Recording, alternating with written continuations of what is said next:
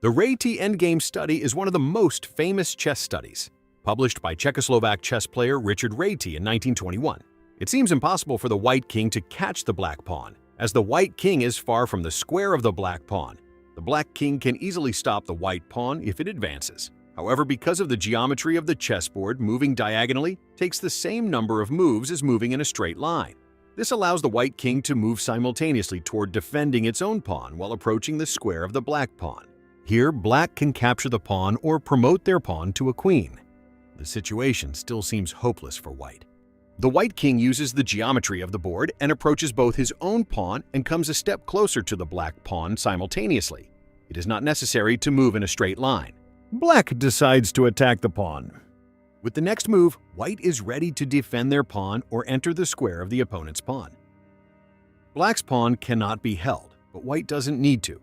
White's king manages to support his own pawn. White defends their pawn and promotes it to a queen.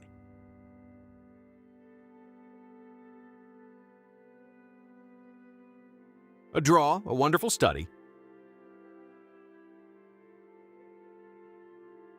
If black after king to g7 attacks the white pawn, the white king goes to f6 and either catches the black pawn or defends his own pawn, as shown in the main line.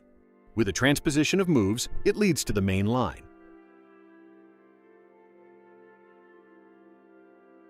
After the black pawn advances, the white king moves to e6 or e7 and the pawns promote to queens simultaneously. Draw, white's pawn also promotes to a queen.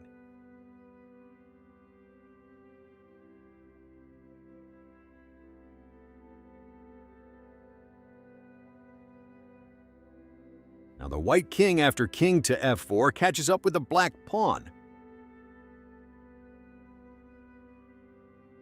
Black's pawn is destroyed.